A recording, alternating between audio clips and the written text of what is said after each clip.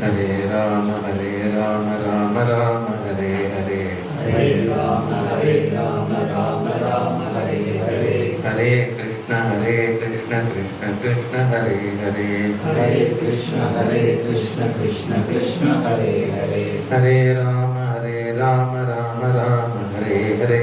Hare Rama, Rama Rama, Hare Hare. Hare Krishna, Krishna Krishna, Hare Hare.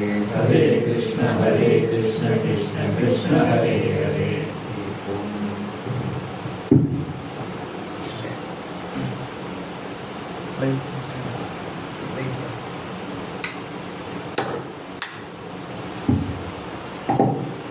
I think Jaishankar is busy with some work, so we'll first have some questions and then we'll have a bhajan. Okay. So, yeah.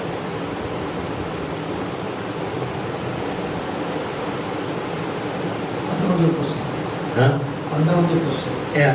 Consciousness. Huh? How you define it? Okay. So,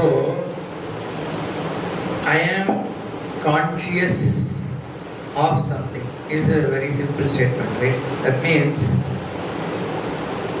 okay, let's look at it in multiple levels. One is I am knowledgeable of something. Okay, so I know this is a mic. That is a knowledge because I know the details of what is this and I recognize this as a mic on that. Or I can say I know that there is an object here, which is, it's not about the details, but I am perceiving something. Basically my senses are giving me something. Okay. Now that is a knowledge of object. Okay. Now in the sense, I think if your question is about what is consciousness that we talk about in Vedantic parlance, because consciousness scientifically you can experience I am conscious of me, my body's existence, I am conscious of my knowledge and all that. Okay, so that is relatively about what you are aware of. That is what we say is consciousness there. Okay, but in Vedanta, this is picked up by where we use the word consciousness. We have to go to the source. Okay, so in the same Taittiriya Upanishad, where there is the Brahma Vichara which is there. What is Brahma? Brahma vid apnoti param. It is the first claim. It says the one who knows Brahman attains the supreme. Okay. Now the immediate question is Kim Tat Brahman? What is that Brahman? Is a question, obvious question. Because it says the one who knows Brahman gains supreme. It doesn't say even one who gains Brahman, one who reaches Brahman, okay, one who gets Brahman, one who does Brahman, it doesn't say. It just says one who knows Brahman attains supreme. And there is a discussion around how can somebody knowing something become a supreme. Okay, we will leave all that. Okay, now we will just come to this question of what is this Brahman? Is a question. The answer given is Satyam Jnanam Anantam Brahman. I already discussed Satyam today, so if we leave it. Jnanam, what is this Jnanam? Okay, is a question that is picked up by Shankaracharya. You can look at Jnanam in many ways in Sanskrit. You can say Janati iti Jnanam. I know about something, that knowledge of knowing that this is a paper can be called as Jnanam. So I have this paper Jnanam. That means I am aware that this is a paper, you can have something written on it.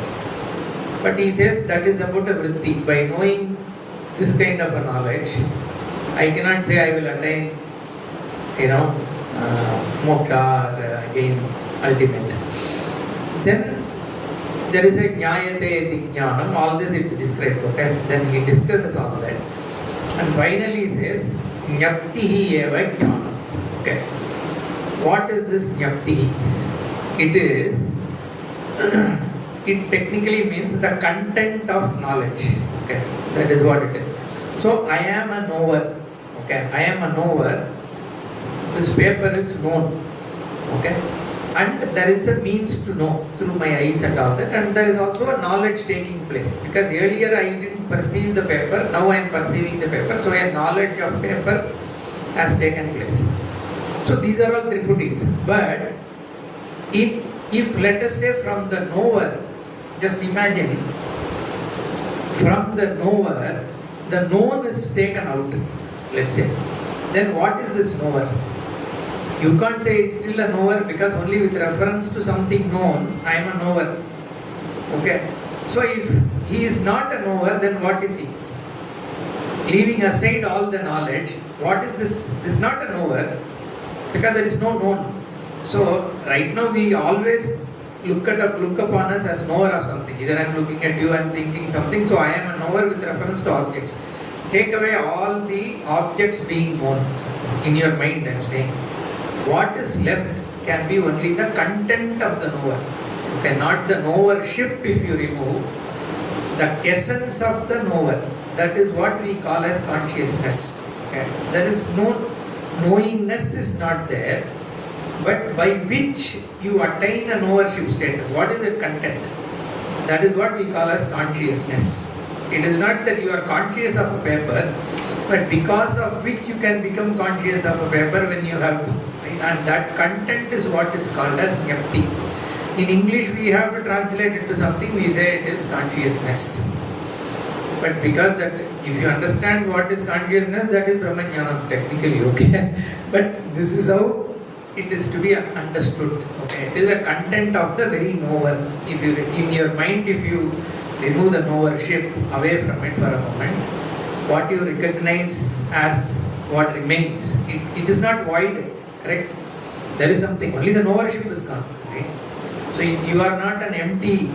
There is something which became the knower with reference to something known. What is it that attains the status of the knower is what is called as consciousness because of lack of any other word. Because we use consciousness in other contexts, it confuses. But what else we have to use some word, right? The closest is consciousness.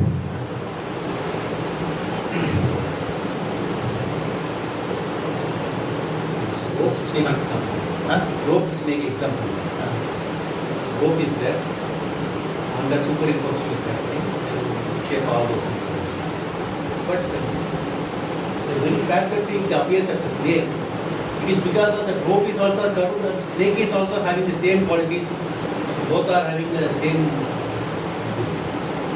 So, coming to this one, so what is the quality which we can attribute to Brahman also, the same qualities which is happening in this Jagat? The same essence is there, also you can say. Yeah. So the question, I don't know how many of you got. The question is, for you to see a snake on the rope, there is a certain aspect of the rope which makes you see a snake. If it doesn't even, there is no similarity, any similarity at all, you wouldn't see a snake. Okay. Also, that is a question. Okay. Now he is asking how to connect it to the Drashtantika here. How do you see the world in Brahman? That is what is the question. So it's not only the snake knowledge, but there should be, if there is adequate lighting, then also you won't see snake. Okay. Again, in the case of rope snake, everyone will not see only snake on the rope. Okay. One guy will see snake, another person will see a stick, another person will see a water strip, another person will see a garland. We don't know, right? Now, in the case of Jagat, if it is only my error, then everyone should see a different, that is called a Jiva Srishti. Okay. So, this Jagat is not a Jiva Srishti. It is still Ishvara Srishti only. Okay. That is why, from a Srishti perspective, you need to accept that it is a Ishvara Srishti. Okay. So, in this case, in rope snake, you already have the knowledge of a snake. Okay. But you also have knowledge of a rope, but still, since you are not able to clearly see it, you are thinking of it as a snake, because that gives you more fear, right? Otherwise, you wouldn't see a snake, because you want to avoid it if it is a snake, so you are seeing.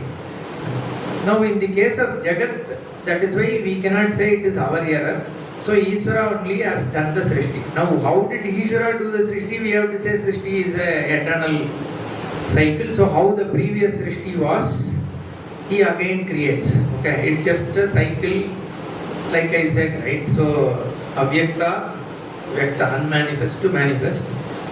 So all the how the Srishti Krama happened, generally how the Shastra and Purana and all talks about it is, so there are infinite jivas, there is no limit, okay. All of them have Punya Papa Karma and they take birth, they are given free will, so they accumulate more Punya and Papa, they expend some Punya Papa in that life, goes to the next life, goes to the next life, it keeps on going, right. After a thing, then Bhagavan resolves everything back into Ishvara. Just like we go to sleep, that is called Pralaya. It all goes back. It becomes Avyakta. Okay. Now again the whole thing rejuvenates. The same, the Jivas also go back. They are all in unmanifest seed state in Pralaya. Okay. Now again manifestation of world happens. All these Jivas come back. Whatever karma they have, they continue. Until someone gets liberated, every jiva goes into the loop. So that is why, see, whether it is true or not, one is, because Shastra says we can take two. Otherwise also, it is needed to be said like this because the only way you can escape out of it is to gain moksha, right? Then you come out of the cycle. There is no other way in that cycle to get relieved of it, right? So you have to gain jnanam and come out. It's not going to end. It's not, see, there was one philosophy, there are many people who talk like that, even Ramalinganar and all that. They say, in Bhashikara's time also it was there. There were concepts like, anyway, everything is only due to karma. Okay. So suppose I don't do any new punya papa. Okay. I stop. And whatever papa I have done, I will bear it. Okay. I won't take medicine. Whatever happens, I will just leave it. So slowly all my karma will all get over. And new thing also I am not accumulating, so I will get moksha. Okay. There even recently there are people like this. Okay. So in Tamil Nadu also, the Rettipatti also it's the same, right? So the karma you deplete by just not taking it. So there Shankaracharya argues, one is your karma is infinite because number of, if you have to go by the karma model, you have infinite karma. So infinite punya and infinite papa are there. So in one birth you cannot take care of all your papa. Second is you don't even know if every sanjita papa it is supposed to fructify in one life. Okay. Now even if it does, in one life how can you take care of an infinite papa? Okay, even if you accept that can be done, what about the punya? He asks. Okay, you also have punya, right? So how do you make sure all your punya also you are using up in this life? Second is how do you stop not gaining any more punya and papa? That is not in your hand. You step on some ant, you will get some papa also, right? You eat food, you will gain some papa because there you are killing something. So this punya papa, there is if you take life as that linear cycle, then you cannot stop it somewhere. So that's why Shastra says it's a continuous thing. So only way is come out of samsara. Okay. So that question was about Srishti, right? So Ishvara does Srishti based on the knowledge he already has of the previous Srishti. Okay. Because we generally say Katakarta Kataknyaha. One has to create a Kata, means he needs to have the jnanam of Kata already in his mind. Like a sculptor, they say, no? A sculpture, when he looks at a rock, already he sees the sculpture there. He just removes the unwanted things, that's all. Because in his mind, sculpture is already there, right? Because you need to have the jnanam to create something. That means Ishvara also has to have the entire Jagat Jnanam to manifest as the world. In fact, the Shastra actually says the Jnanam itself is Jagat. Ishvara is just seeing and that is the Jagat. Sokamayata Bahusyam Prajayeti. So he says, may I become many, he became. That means what it is, and Hiranyagarbha, everything is conscious thing only. So whole thing is just a conscious order. Ishvara is seen See this Upadhi he spoke about, Ishvara Upadhi, right? What is Ishvara Upadhi? It is called a Sarvajñatva Upadhi. He knows everything. But when you say, I know about this paper, the paper is already there. Now, after the paper is there, I see, oh, this is a paper and I know. That is a reactive knowledge. Bhagavan cannot have a react. It's not like before Bhagavan paper was there and then that kind of knowledge we can't tell for Bhagavan. Because Bhagavan is the one who is projecting the paper, right? So that means his knowledge is what is the Jagat. So everything is his knowledge only. Yasya jnanamayam tapaha, his whole Jagat is his jnana. So that is why his Upadhi is jnana. So that's why we said the whole life is samvit. Correct. We looking at it from our perspective, we made a yukti and said how it is samvit. But from Ishvara Drishtiya, what we say, that's why in Purana also the story is Brahma. Brahma is what? Veda only is Brahma. Okay, so because everything is Namarupa, we say. A little complicated, but it's okay, just listen. Okay. Vachalambanam vikaro namadheyam. Jaishankar said, right? It's from Chandogya. So if samvit or the consciousness is what is pervading all this, if the content of the mic is the content, the mic knowledge, correct? Mic consciousness, we already said mic cognition is what establishes a mic. Okay. And when I look at the mic, the sight also is sight consciousness, touch is touch consciousness, space is space consciousness, taste is taste consciousness. So the consciousness is what is appearing as mic, the space, everything, right? The content of the mic is consciousness, okay? But there is a form that I am seeing, okay? And there is a name called mic. But the content is consciousness. So we say it is Vakalambanam Vikaraha Namadheyam, Nama Matram. It's only a name which you can say and people can understand, but there is no substance other than it being consciousness. Okay? That is the Siddhanta. Now, this being the case, what has to be created? Only forms and words have to be created, right? Shabda only has to be, that is the creation. So, we say Veda.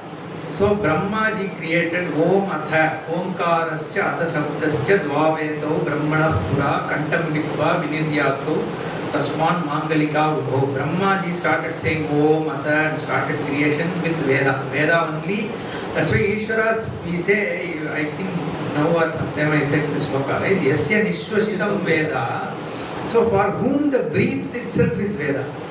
So when somebody is living means it's due to the breath. Breath is there because he is living. So that means Ishvara's existence is because of his breath, which is Veda. Okay. So Veda, through Veda only Jagat Srishti takes place, is what we say. From Omkara. That's why the Bhagavan, Ganesha, is given this Omkara Rupa. And then we say, from him only everything started. He is the first God. Because it says from Omkara only Srishti is happening. So, and he is a Veda Swarupa also, is it, right? So that is why this from Samvit, how the Srishti takes place.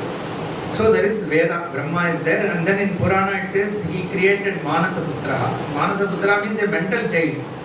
And they in turn gave birth to Prajapati, all these things, whole world propagated, right? That means the source of it is all only Ishvara's knowledge is what is. So if you look at it from your perspective, it is Samvit which is the Jagat. From Ishvara's perspective also, all that has come down is only Samvit. So all that is there is only Samvit. Okay, that is how the Srishti is spoken about. Okay, that is the Tatparya. Now, coming to your question back, okay, if this is the Srishti, how come I don't know? Is where the question is, right? So how come I don't know? Then we have to say, in the Anadi Vidya. Okay. There is a common thing. Huh? There is a commonness between the snake and the rope. Some similar characteristics. How the rope has the shape of a snake. There is a common similarity is there. No? The same way, the Jagat also some similarity of with Brahman. Right? So correct. So the only similarity we talk about Brahman and Jagat. In fact, we will discuss in Panchadasi itself is the Astitvam and Banatvam is there in anything you see. Okay. Now that Astitvam and Astibhati, that characteristic, when I am able to see something, I am able to see because it is it bhati for me. I illuminate it, or it gets illuminated to me, and there is an easiness. Everything in the Jagat has easiness and the ability to illuminate. These two come from Brahman only. So that is the only similarity we can say between Jagat and that is the similarity part. The non-similarity is everything else that you superimpose, which is the snake. So the similarity between rope and snake is the curvedness, right? For me, the equivalent of it is Astitvam and Banatvam. Those are the only two, and because of which only you actually identify that it is Brahman, right? Otherwise, how will you know it is Brahman? Yeah, this is slight reasoning also. Yeah, it is all how I want, what is my state in which I look at it. Suppose I am searching for a rope. So when I search in a desperate mode, since the snake looks like a rope, sometimes I may pick this as a rope. Correct. The same See, way, that's why we need to see. That's why I started with saying there is an Iswara Srishti and Jiva Srishti. In the case of rope snake, it is Jiva Srishti, so everybody has his or her own variance to it. Whereas in this case of Jagat, it is Iswara Srishti, so it is not due to my likes. So my impression of how the Brahman was that I had before cannot actually create a confusion for me because I don't even know, right? Whereas because it is an Iswara Srishti, right? It is not my error. In the case of rope snake, it is your error only, right? It's not Iswara Srishti. It's like then your equivalent actually should be clay pot. There you are not making an error. Okay, in the case of clay pot, there is a vyavahara that it is pot, that everybody sees pot only. But still there is no pot. Okay, there is only clay. That is where that example only is relevant to this Brahma Jagat. But to show that there is avidya and the vikshepa part. Okay, to establish the vikshepa, we give the rope snake thing because you are afraid of it. With reference to pot, you are not afraid, right? So that is why the example is limited to one aspect. There is no exact one-to-one example between Brahman and something. There is only one Brahman, right? So it's like Rama Ravanayor Yuddham, Rama Ravanayor Yuddham Iva is how Valmiki says. So how was Rama and Ravana's Yuddha? He didn't find any example. He said Rama and Ravana's Yuddha was like Rama and Ravana's Yuddha. That's what he wrote. Similarly, for Brahman and Jagat, what example you will give? So certain aspects you will give clay pot, certain aspect you will give rose snake. So that's the only way we can. It's a method to teach that all that is here is Brahman. In fact, there is one question somebody asks if to Shankaracharya in Purva Paksha, he says if everything is Brahman the Ajnani? Who has this Ajnanam? Is it Brahman which is having the Ajnanam and getting Jnanam? If there is only Brahman can have Ajnanam, no? There is nothing else you say. All that is here is Brahman. But who has this Ajnanam? And question is asked. Then he says, whoever is asking the question has the Ajnanam, that's all. Now I cannot explain why that guy, because for me he also doesn't exist, I also don't exist. So, because it's a teaching methodology to bring somebody, right? You can't, only if it is truly there. That is why even avidya is only mithya. See, finally you have to only say that because if there is truly an avidya, then where is Advaita? There is Brahman and an avidya, right? If there is truly a jiva who got liberated, then when he didn't get liberated, was there Advaitam? No, right? That time also there was Advaitam only. So when you are ignorant, you are still Brahman. Before, after gaining jnanam also you are Brahman, before also you are Brahman, there is only Brahman. Now then the question is, why should I know? Whether I know or not, I am still Brahman only, right? But only when I own up that I am Brahman, I get the benefits of Brahman, right? Otherwise you have a problem. So that's why Swamiji says you have to own it. This jnanam, that's why Nishtha and all we talk about.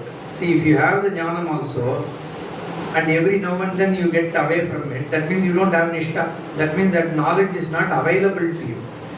then we don't accept that person as a Jivan Mukta. We say he is a Videha Mukta. He will still not be born again, but he is not yet liberated because he is not fully in the Brahmanishta. That's why Nishtha is also important when we talk about. Okay.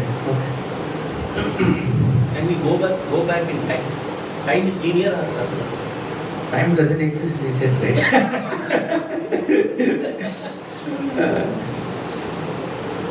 No, see, going back and forward also is, if you just look at it from worldly parlance, obviously you can't go back, right? So if you want your childhood back, so I can't, just because I am a Vedanti, I can't say come to Vedanta, you can again become a child, right? That's not possible also.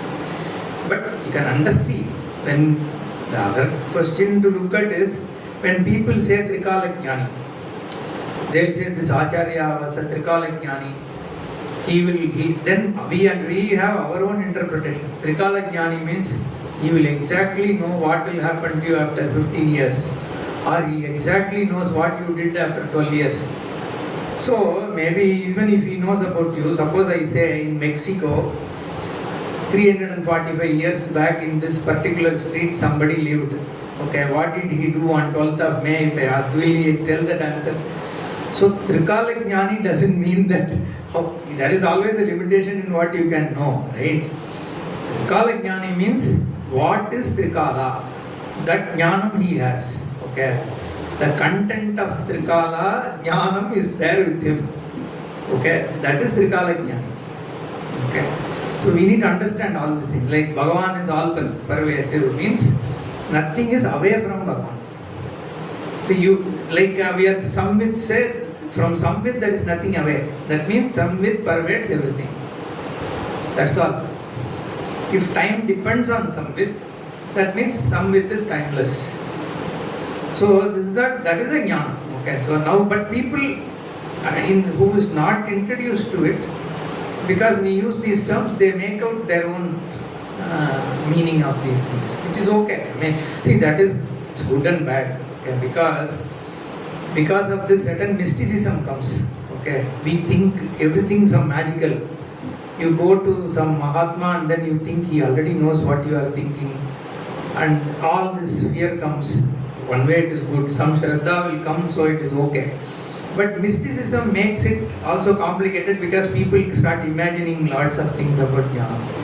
So a certain clarity also has to be there. Now nobody knows what is sannyasa. It's a very simple thing, right?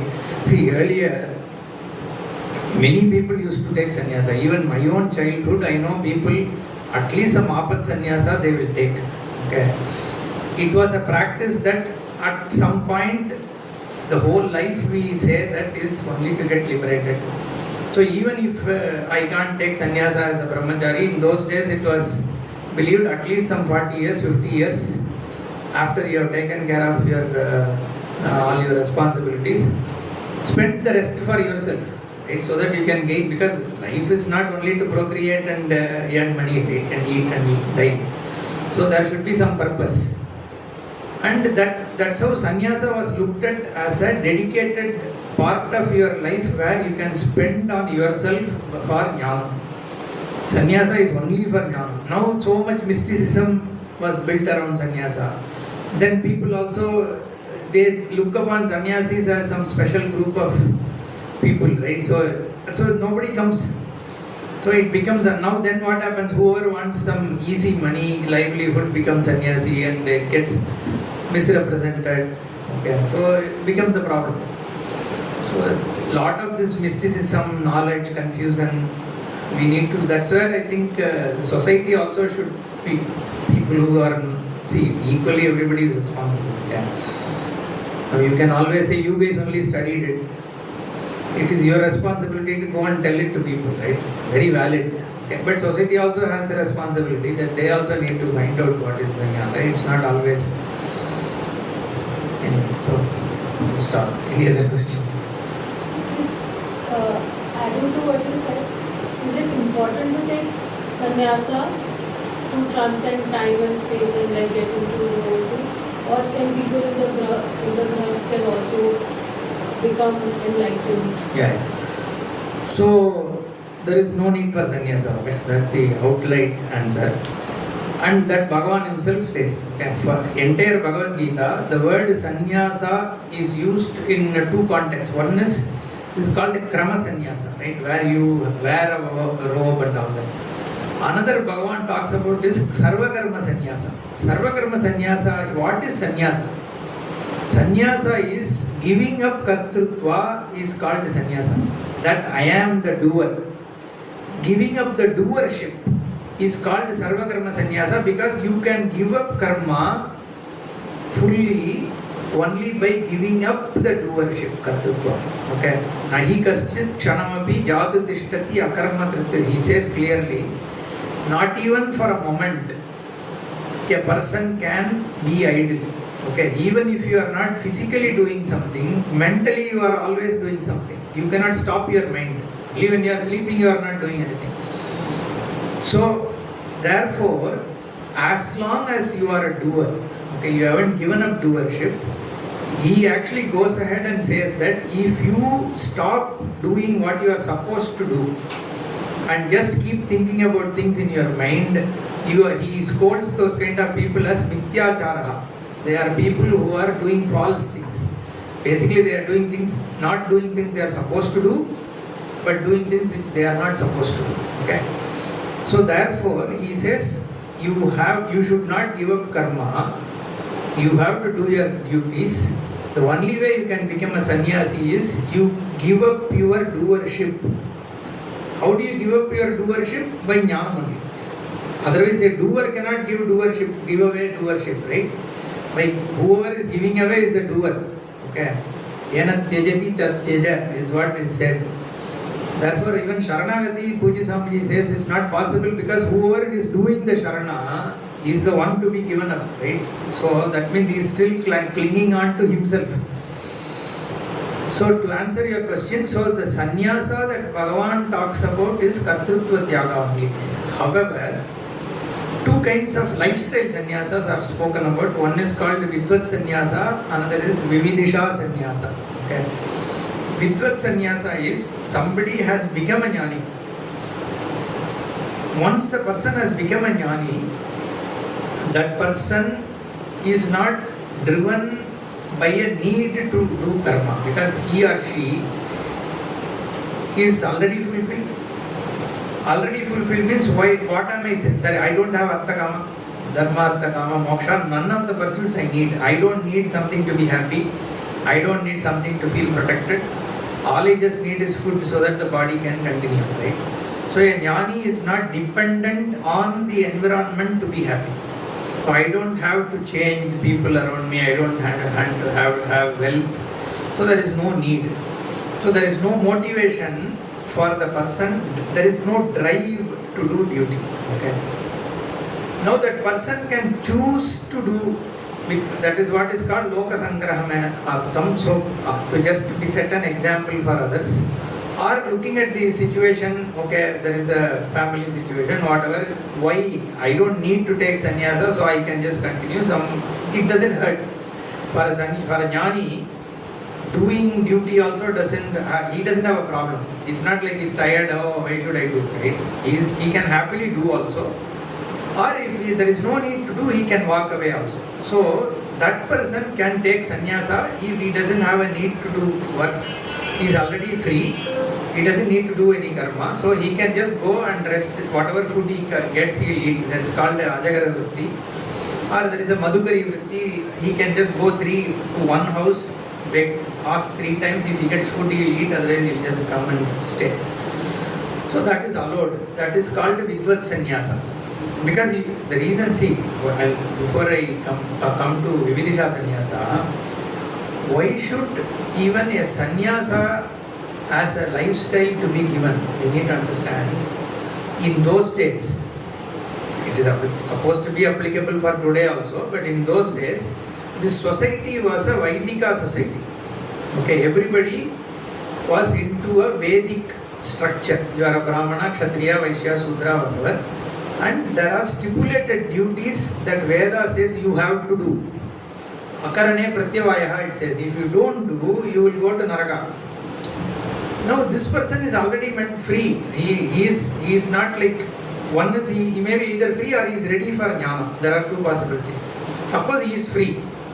Now you can't bind him and say, no, Veda is saying that you have to do duty, right? He is already, the whole idea of the Vaidika karma is to make him free, right?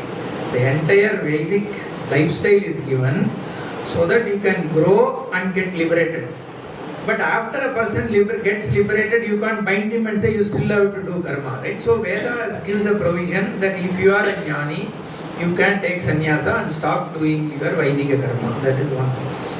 Now there is a Vividisha sannyasa. Again same problem. A Vaidika, he starts at 4:30 in the morning and he has to go on doing karma till 3 o'clock. If he is a proper Vaidika. And then he has to take care of his family, children, cows, dogs, everything. Okay. Now this person is already matured. Okay. He is qualified for jnanam. He has got samadhi sampatti, everything. Now he wants to study Vedanta, jnana. Okay. In those days, we are not talking about internet era, right? So the only way he can do is he has to go to a guru and gain this jnana. Everybody, guru won't come to your house and teach. So now you need to free him. You can't bind him and say that, oh, Veda, you can't give up on Vaidika karma. So Veda gives a provision there also. It's called Vividisha sannyasa. Veditum icha. Means I seek to know. So in order for me, and I see myself qualified, then there is a provision where you can take sannyasa and then go and study from a guru. Okay. This is why sannyasa was spoken about and given. In today's context, do you really need sannyasa? See, I shouldn't be saying that in an ashram setup, but purely just objectively looking at it, if jnanam only is your pursuit, right? And it is, you don't necessarily need to be in a particular place in today's context, at least to a reasonable extent, you can continue your pursuit through online, whatever sources. I don't think at least at that stage you need sannyasa, but still, there is a certain need for a person to be an antevasi in an ashram under a guru and study. The reasoning being the inhibiting factors for jnanam, right? Like I already said, is our own mind. Okay, there is no other problem.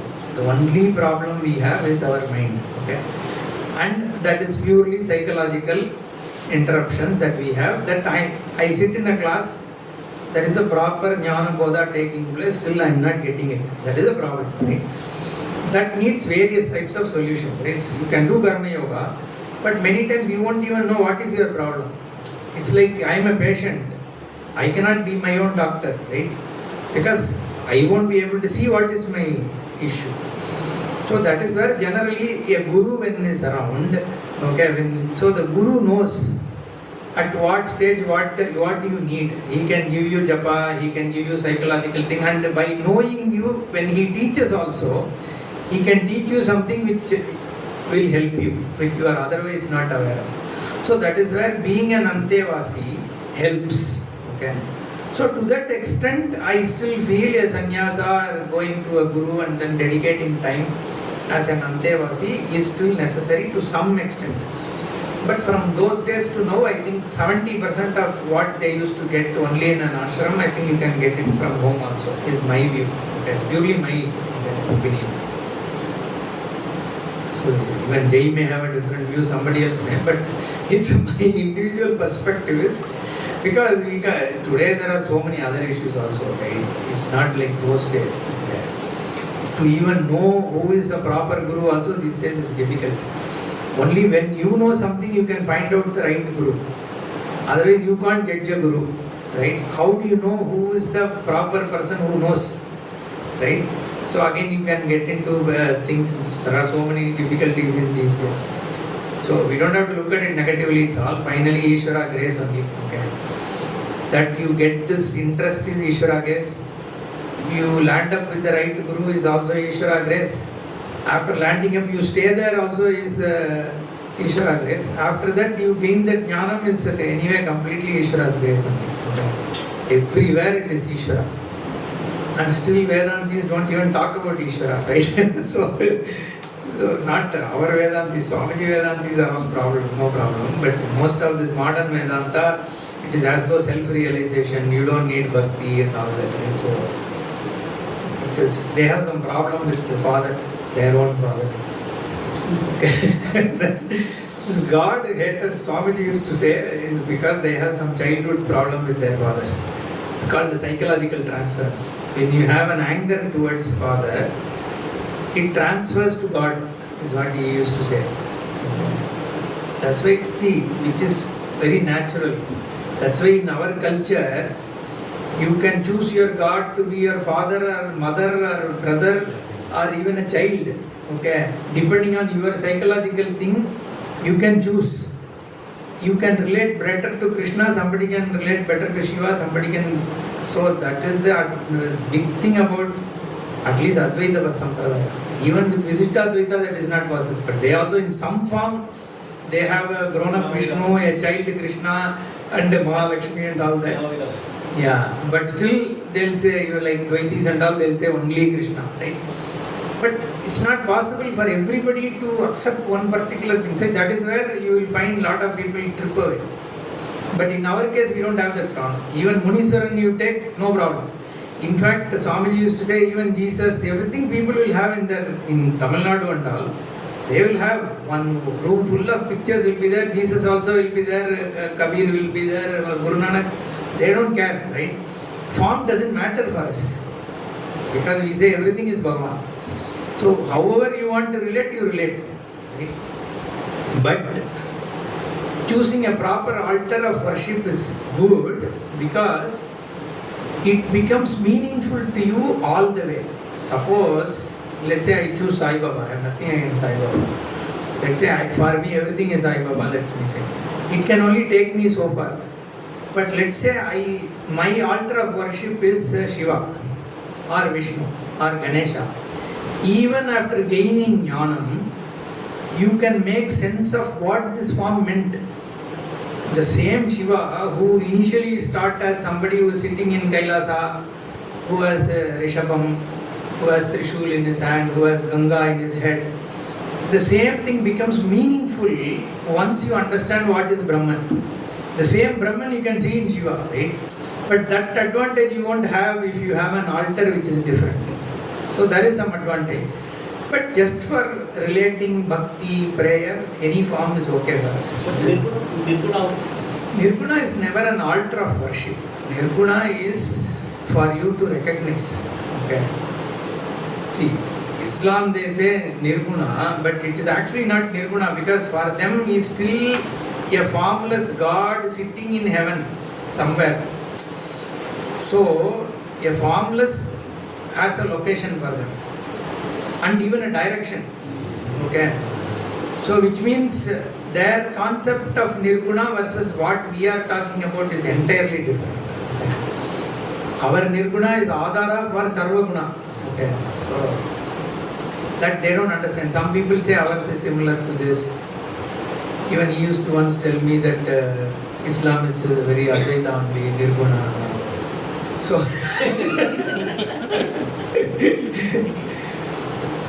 that is different. Due to Satyam, Satyam, Vedantic Paribhasha, it is a thing which does not undergo change, any change. Which cannot be negated at any point. Negated at any point. That doesn't undergo change. Yeah. It doesn't undergo. For example, this fan is rotating, is changing. Suppose I rotate at the same speed as the top of fan. But at Trikalabadism, right, all 3 points in time it shouldn't change. At some one moment it doesn't change, it doesn't make it Satyam. My question is it possible to stop the change? This whole world is changing. If I stop it, at least from my perspective point of view, I don't bother about time, I don't bother about the change, or I become the change itself. Hypothetically, I don't understand how you can even. So, yeah, if you can find it, I'm okay, I have no problem with it. Yeah. You can call it Satyam. Yeah. If it can happen. If that is a definition and you can somehow achieve it, it is Satyam. That is at least it fits that This definition. HR guys, they say, no, be the change you want to see the change. Yes. That way easier you can become Brahmajani, right? Rather than doing this.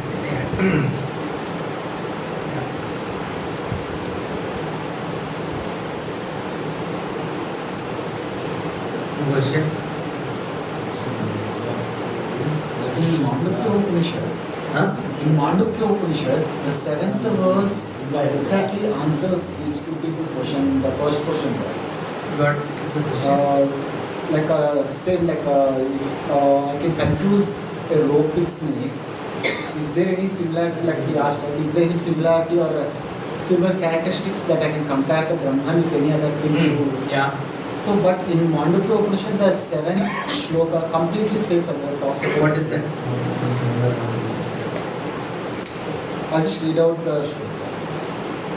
Na antarpragyam, na bahishpragyam, na bayatarpragyam, na pragyanaganam, na pragyam, na pragyam, adrishyam, avyavaharyam, agrahyam, alakshanam, achintyam, Avyapadeshyam ekatma pratyesaham santam shivam manyante savijñaya. That one. Yeah. Yeah. So this completely answers their question. Yeah, in a sense, yeah. See, these are all negating words. Okay. So generally negating words are used wherever you can make confusion of what Brahman is. Okay. So these words are saying that it is none of what you perceive Brahman as, right? Neither pragyam, na pragyam, na prajnanaganam, na bhavishpragyam, na antapragyam. Pragyam means the consciousness of knowing, right? So external awareness, internal awareness, whatever. It just dismisses everything and says it is ekatma pratyaya saram. Okay. So that is the context of Mandukya. Okay. It is basically trying to first take out where all you make mistake. And what all you can objectify. Anything, that is why the one who says, I know, doesn't know. There is a saying, right? When I say I know it as this means not only physically this, but anything which is known as this, that means I don't know. Okay, but the one who doesn't claim that I know it as this is the one who knows, is what it said. So that means you are basically negating anywhere you can make an error. Okay, that is the thing. But their question was slightly different. See, what he asked is, there should be some similarity because of which I am seeing a snake in the rope. And what is that similarity? So the only similarity between Brahman and Jagat is the easiness. Other than that, there is nothing, right? Ease and consciousness is. That's what Asti Bhati. Other than that, there is nothing you can say. That's what I was answering. Almost similar. It's okay. You just said the person who says I know does not know.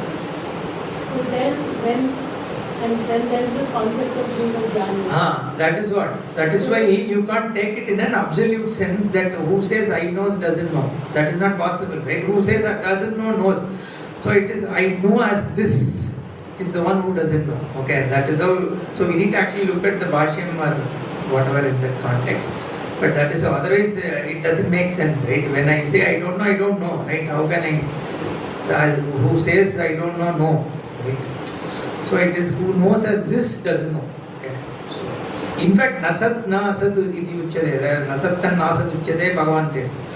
So, easiness, not easiness, everything is only to show Brahman. In fact, Jaishankarji was saying yesterday, right? You don't need a word. There is no need. Word also needed and can be used technically. But then how will you teach? Right? So, you need a word to teach. So, that's why it is indicated Brahman is Lakshana Lakshyam, we say. Somehow you use a word and see if it works. That's why you cannot concrete, no biggest guru also can say this person I will make him a jnani. It's impossible. Because he can only teach, right? Bring all kinds of prakriya and take him to somewhere. Finally, it is dependent entirely on the individual and Ishvara Kripa only. There is no other way. Okay. Because you cannot get, generally Swamiji says, okay, to somewhat you also know, right? Once a proper jnani teaches with the proper prakriya, the glimpses of it, you can't avoid getting it. Okay? But that doesn't establish somebody as a full jnani or something. Okay? So take it that you have, if you have some insights, hold on to it and work. That is what is the intent there. Huh?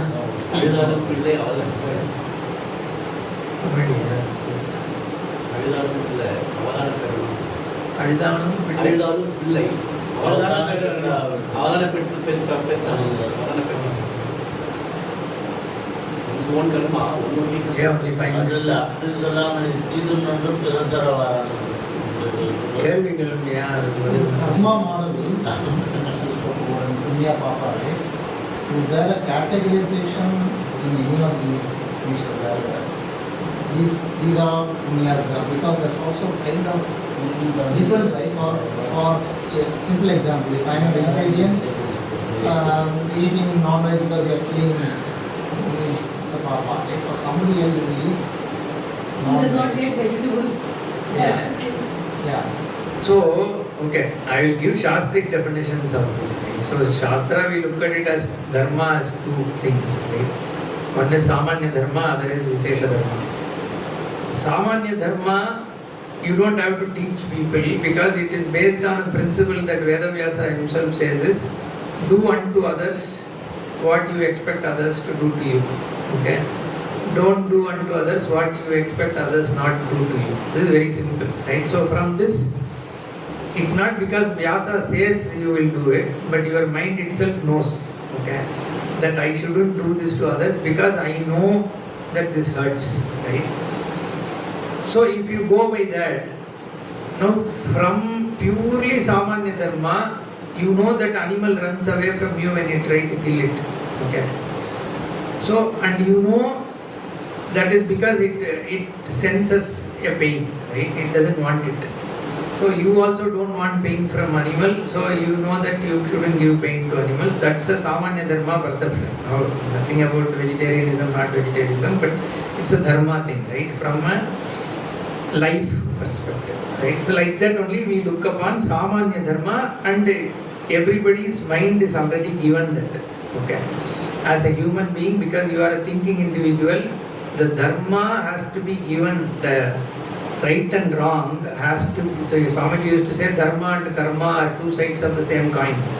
Unless in your mind dharma, what is right and wrong is not given or is given, you cannot expect a person to have punya papa. I should know what is right, what is wrong, then only you can tell me that if I do this I will get papam or punya.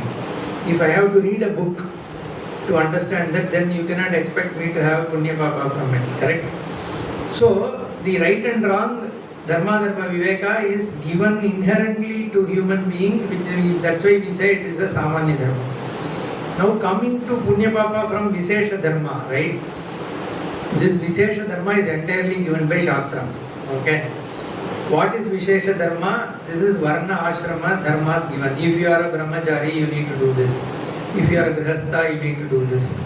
So there are things which are said you should do. Sandhya vandana, you have to do whatever. So again, these are codified dharmas. There also talk about what we should not do.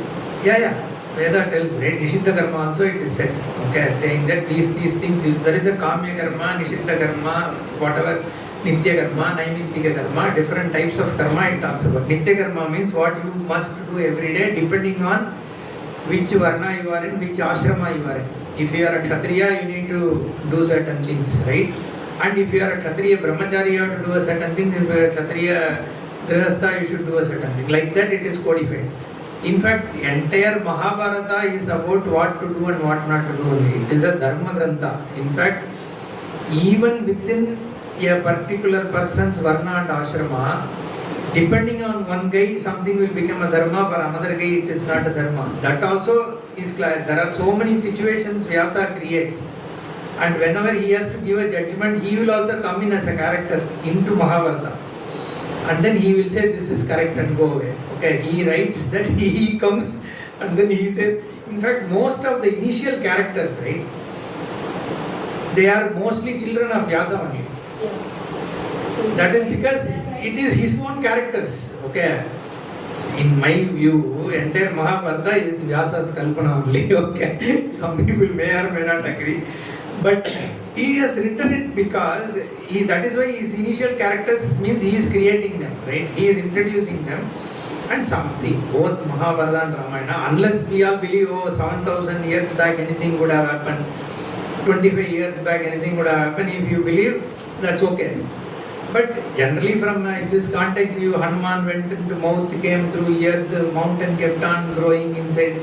So all these things if you read, right, obviously it is to create a dharma, to guide the society.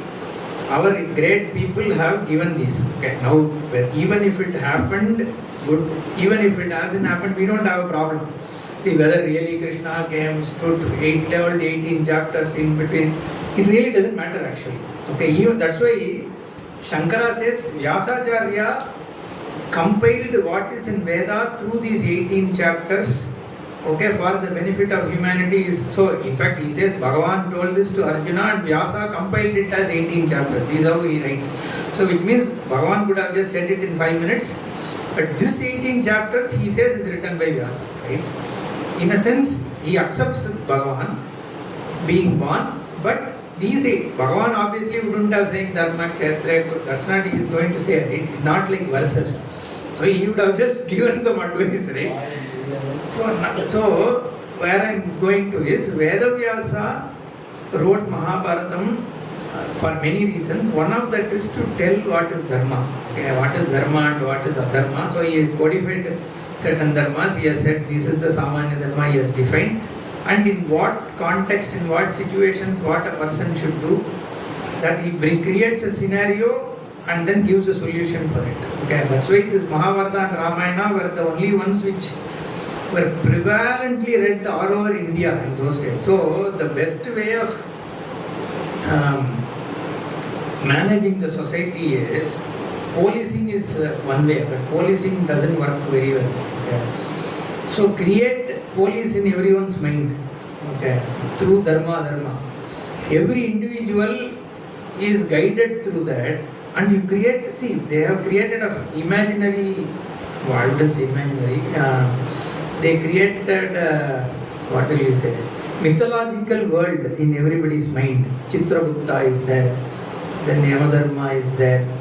And there is Astu Devata is there. Whatever you say, it will immediately say Astu and it will happen. So now people are like bound by Dharma, right? So the whole Mahabharata, Ramayana is there in everybody's mind. They will talk as though, you know that this, Sakadeva was sitting, that day, this full of, it is as though something they saw it happened, right? It is so much inculcated in, especially my grandparents and all, they will talk like that, as though it happened in their own village, okay? But you go to Bihar, you go to Kashmir, everybody will talk like that. So that it was inculcated in the society so much that Ramayana and Mahabharata became how our society functioned, right? So Dharma is only through that. Now the problem of today is it remains in certain people. 80% of society is already out of it. Now there is a conflict, right? He looks at it as right, I look at it as wrong, so then it becomes.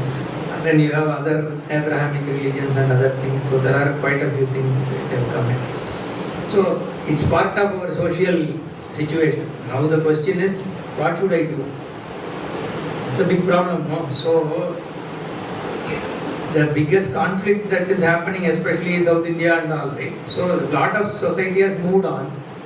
Some people want that old ways, and even within houses itself there are conflicts. But it's unavoidable, changing society, right? Somewhere we need to. So that's why the only thing we can say, like Pujya Swamiji used to say, is when society changes, right? He says, make sure the spirit is not lost. Okay, the forms can change. Okay, for example. Okay, I'll tell you one example, very relevant one. Okay, is Karma Yoga.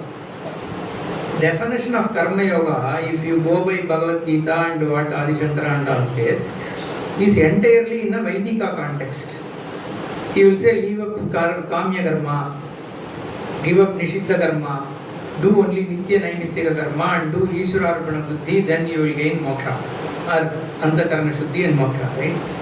Now I do no karma today, right? Few people may be doing Nitya karma, Naimittika karma and all that. Most of the people, there is no Nitya karma, Naimittika, a little bit Nitya karma you can probably do, or you are doing. Now how do you look at karma yoga is the question. Okay, to some extent you pick up some Nitya karma should be done fine, that is all fine. But then Pujya Swamiji said, and it's not only Swamiji, I don't know if Chinmayananda and others also added to it, they redefined this karma yoga. So it is like what I am given to do at this time for the role and person that I am, I do that activity but not with an intent of my happiness and other thing, but as a duty with Ishwararpana Buddhi. So you basically, whatever was set up for Vaidika karma, you now adapt it to a secular karma, right? And then see, so bring the spirit. The spirit, what is the spirit of karma yoga? The spirit of karma yoga is, the intention is to reduce your raga dvesha, right? If you keep doing your duties just driven by my want, then you will be always in that cycle, right? You are not ready for jnana. So as you reduce your raga dvesha, your urge to keep on doing things for your own sake, your mind is not going to become calm. So your chitta shuddhi and chitta naischalya cannot happen if you keep on only doing for raga dvesha.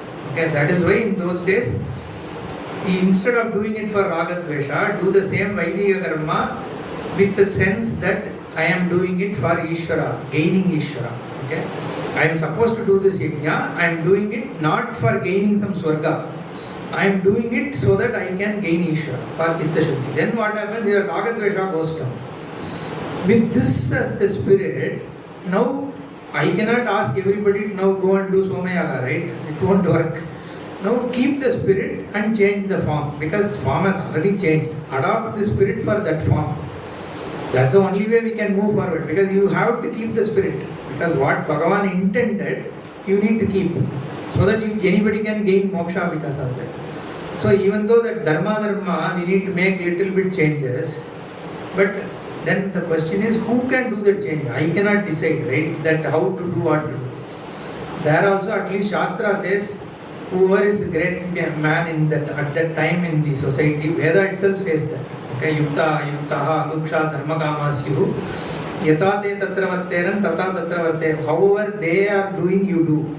If you have a doubt, go and ask them. They will tell you what has to be done in this context. Adopt it and then do. That's what we can tell, given the situation.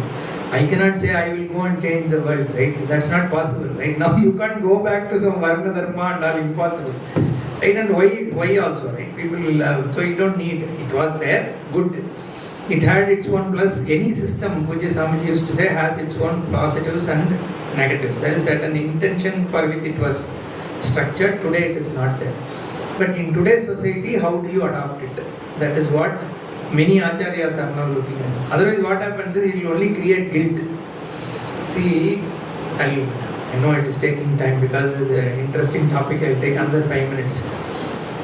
This Kanchi Acharya, right, Paramacharya, he gave talks in 1940s and 50s in Madras Sanskrit College.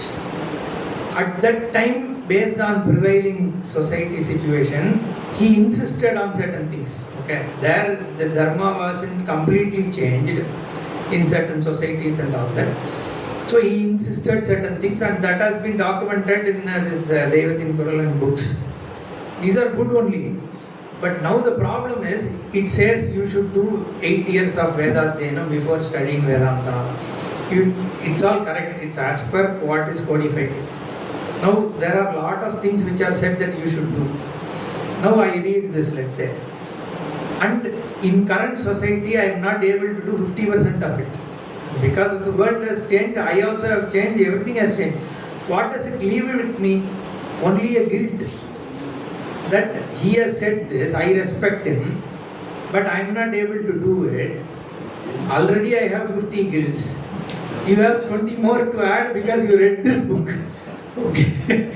So, this is the problem, right? So, it is better that one is And 1950s maybe it is applicable because that time society was still in a position to be a little bit taken back. See, 1950 was only like 25 years away from 1925, for example, when things were all even still in an older fashion, right?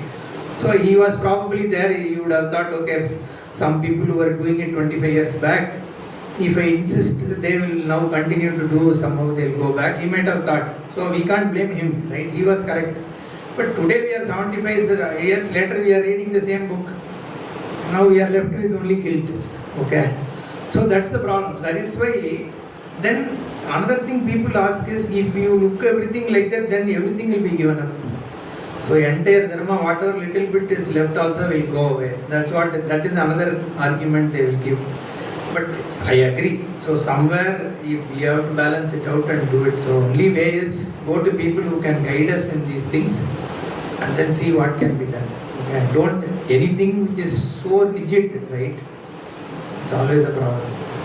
None of these things. So you have to be little flexible and move in life. Rigidity doesn't help. But keep the spirit, right? See, we all are mature. We know what needs to be done, right? Nobody can force anything on us. But at the same time, we also know when we are intentionally moving away, right? For our laziness. So if we, that also we know. It's not that we don't know. So as mature individuals, we can always find our way out. Of digressing. Huh? Of digressing. Digressing, Of of digressing. Yeah. Okay. Om Swasti Prajabhya Paripalayuntam Nyayena Margena Mahim Nishaha Brahmane Vishwasthritim Lokah Samastha Sukhino Bhavantu Kale Vajrapadvinyaha Pativijashishari Deshoyam Yogarahidha Brahmana Sampradhyahara Om Purnamadav Purnamidam Purnat Purnamudachyate Purnasya Purnamadaya Purnameva